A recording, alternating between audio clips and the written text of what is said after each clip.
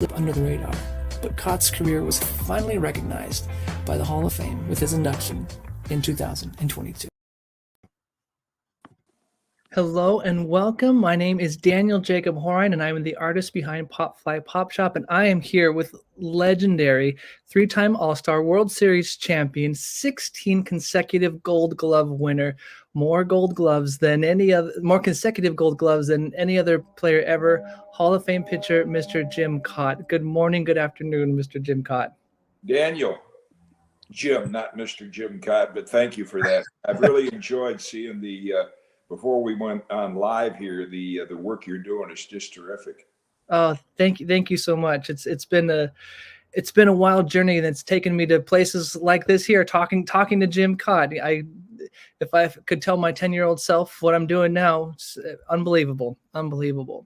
So what we're talking about, what brings us here today, is talking about this image right here. So this is a limited edition print available for about 2 or 3 more days on popflypopshop.com. And as always, it is a limited to 1 week only. There are, in addition to the regular editions, there are autograph editions and autograph and Hall of Fame inscription editions available. So hop on over to popflypopshop.com after we chat here to grab your copy. Now, Southpaw. What I wanted to talk about first, Jim, is since we're talking about comic art here, did you have any relationship with comic books as a kid? Did you collect them? Did you read them? Any kind of relationship? Avidly, Batman, Really? Captain Marvel, the cowboy ones, Roy Rogers.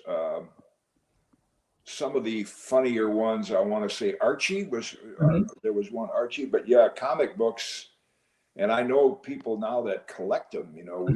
We wish that we would have kept our baseball card collection, but comic books is right along there with it. Before television and all you had was radio, they were a great source of entertainment. So you mentioned a couple. Were those your favorite there, Captain Marvel and Batman? I think, I probably had some others if I were to give it some thought, but those are the names that just come to my mind right away. That's great. And one thing that I had the privilege of doing was seeing you get inducted in the Hall of Fame last summer. And one thing that really stuck out in your speech was how you've been in baseball your entire life. You're baseball involved in some way. Your baseball life has started with a kid with your family, enjoying it, then as a player, and then a long career as a broadcaster. When you were young, your inspirations, did you find them more? Who was your inspirations as a kid? Were they comic book characters? Were they baseball players? What inspired you when you were young? Well, I think my dad's interest in baseball sort of led me into going to my first game with him in Detroit. He took me to my first game, June 26, 1946. Mm-hmm.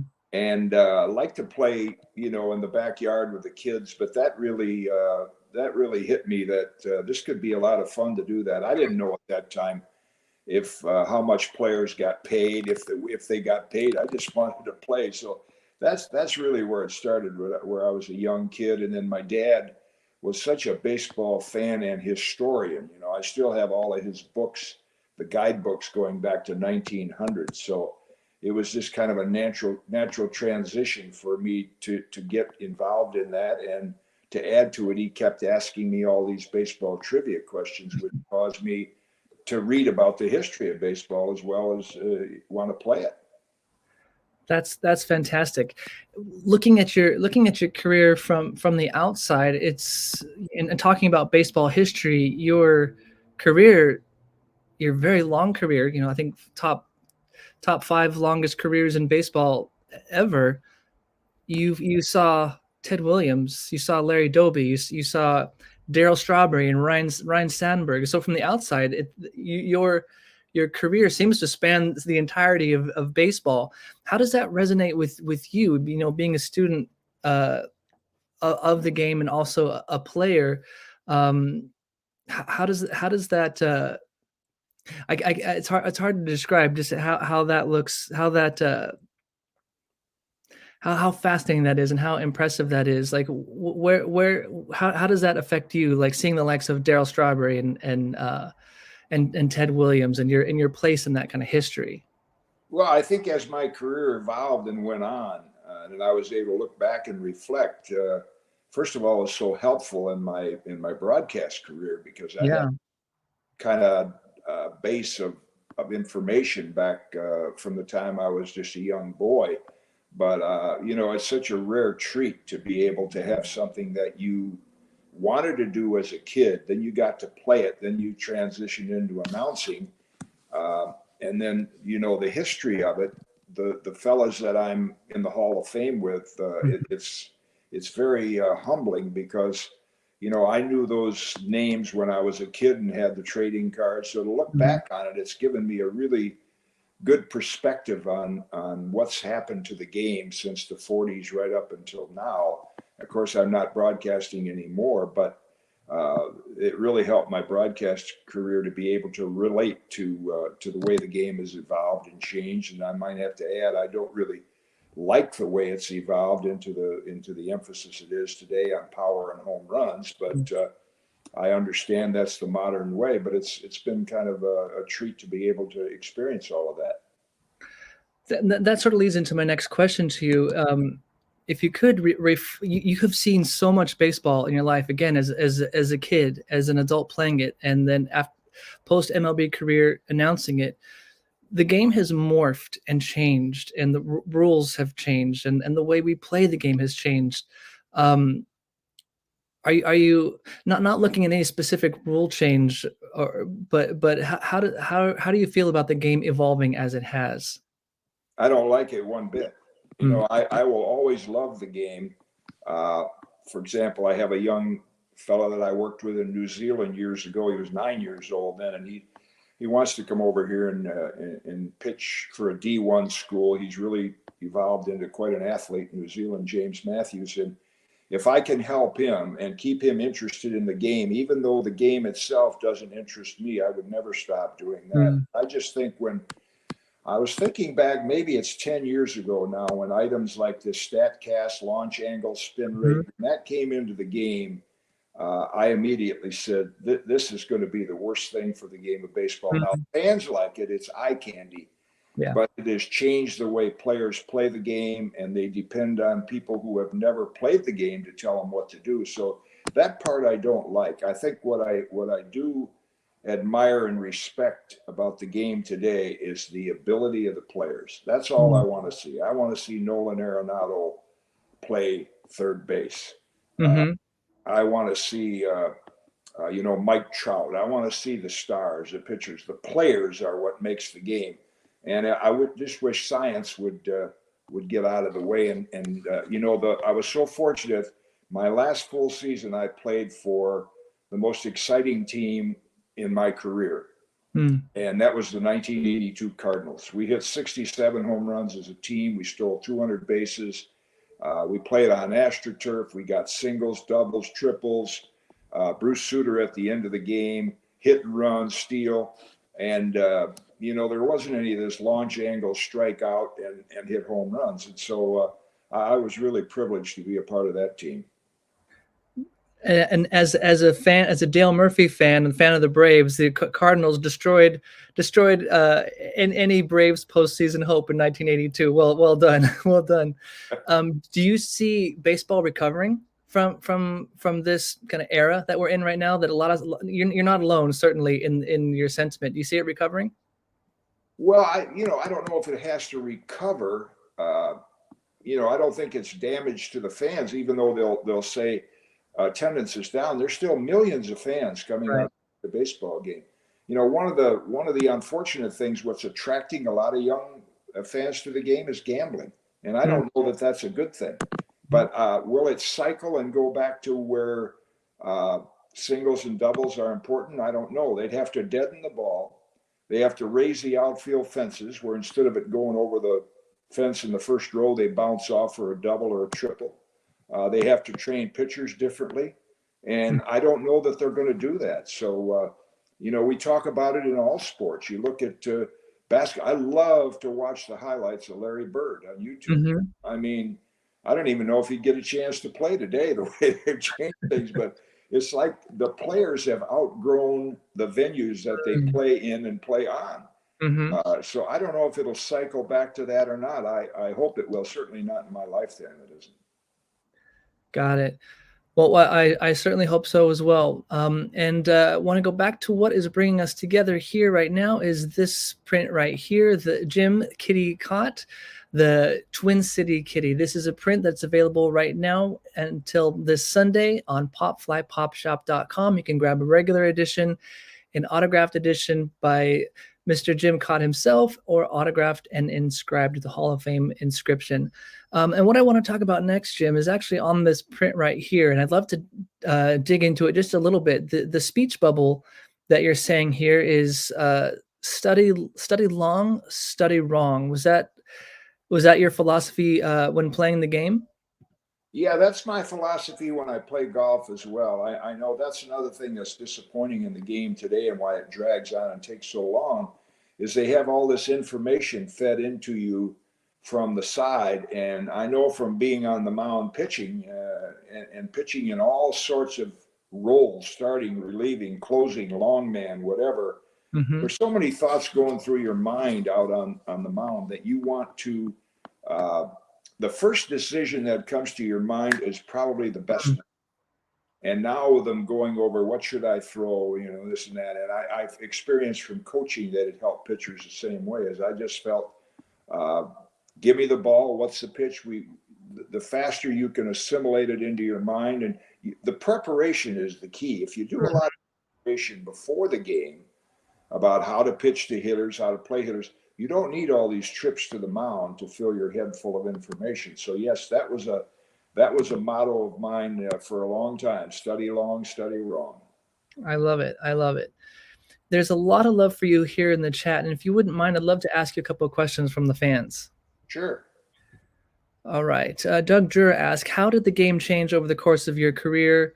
What were those changes for the betterment or detriment of the game? So I know we talked about analytics, but actually, has there been any rule changes or changes just to the mechanics of the game that you've observed? Yeah, I think what I first saw the big change was speed. Where when I came up, Louis Aparicio was about the only stolen base threat. And then the Oakland A's came along with Campaneris and Billy North, and then the National League got Joe Morgan and Lou Brock and on and Maury Wills. So speed became a big factor. And then AstroTurf, the game played differently on AstroTurf. The speed really helped teams. In recent times, I'd say in the last decade, with some of the rule changes, I think the one that really hit me was when I heard a relief pitcher has to face three hitters. That destroys the strategy that a manager would like to use. And to me, if you stayed away from those little nitpicky rules, right? Today, baseball owned the summer years ago when I was a kid. Now, the Super Bowl hasn't even been played yet. Pitchers and catchers will report next week. In a perfect world, there'd only be 100 games in the baseball season today, Memorial Day to Labor Day. Most players, take Byron Buxton from the Twins, who when healthy is as good a player as in the league.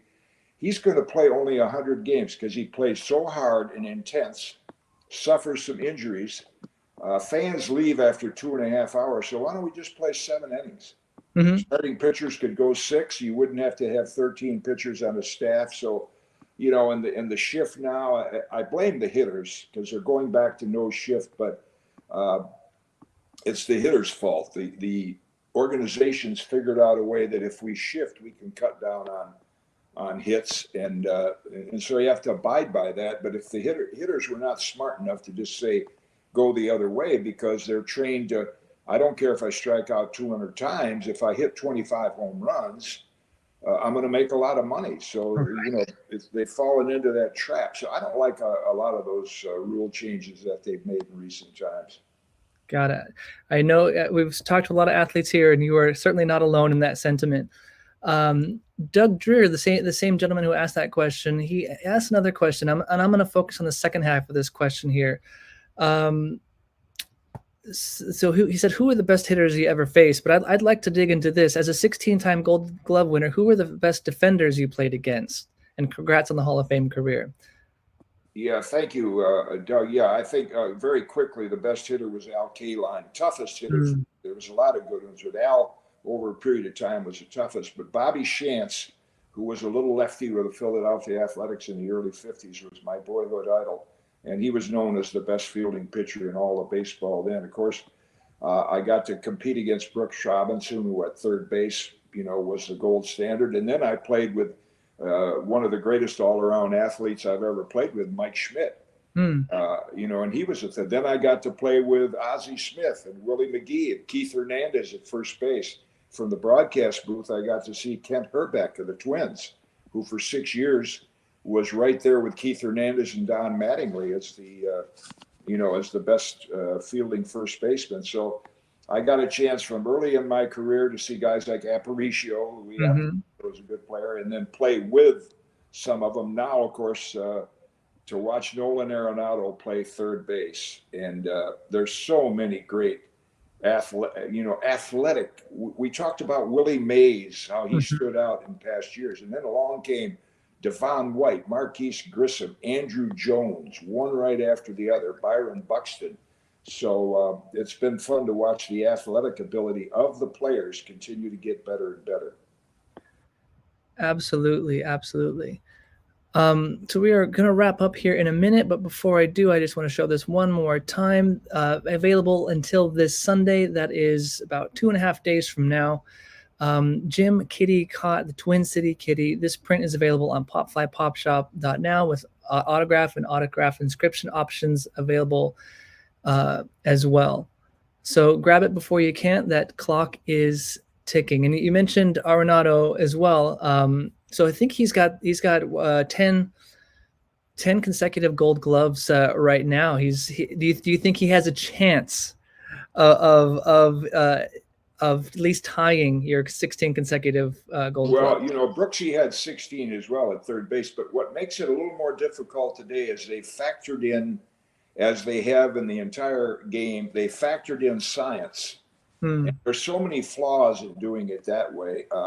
I made a significant amount of errors over my career, but I took pride in getting to a lot of balls that Mhm. maybe other pitchers would. Today, I'll give you an example. If you asked organizations, how much do analytics help you? And they might say, well, I think it helps us win 3 games a year. Well, they're losing 6 games a year because they haven't trained their pitchers how to field their position. And so that's kind of lacking. So, I think to play against those guys for those years was something. I wanted to quickly point out to the work that you did on my motion. I'm Mhm. so happy you used that shot because I have a coaster that the Twins made with that follow through on it, Mhm. and that's what I learned from Bobby Shantz. See, from that position, any ball hit at me, I will be in position to field that ball. I don't get them all, but nowadays you see too many pitchers, fall off balance. So I'm always happy when I see that follow through in that picture because that's the way a pitching motion should finish. That's great. And actually, that brings up one other thought I had, and one thing I noticed: some pitchers you can tell by the silhouette of their windup and follow through who they are. And one thing really stuck out about yours is how your left glove is almost upside down when you're mid windup. Was that part of your preparation to be ready at the end of that windup, having that upside down glove?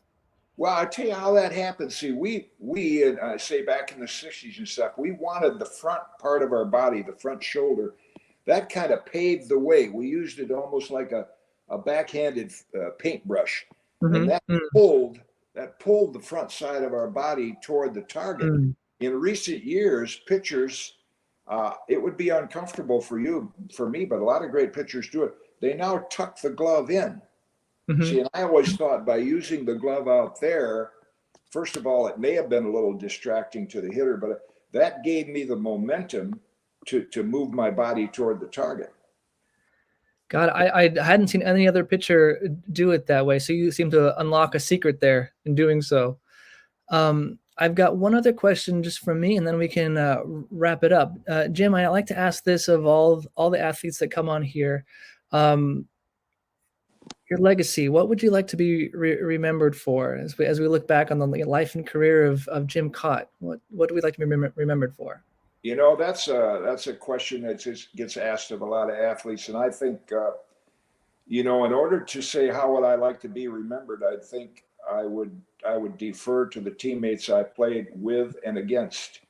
Uh, I took pride in being dependable, accountable, always willing to take the ball. I made that commitment to myself when I first Mhm. started. I never missed the start because of an arm injury. I broke a wrist sliding into second base in 1976, and I injured my arm the last game of the season in '67. But I was ready to pitch a little in '68. So I just took a lot of pride in that. But I think I would defer to talk to the players in my era that I played with and against, and they would say they would create what my legacy is.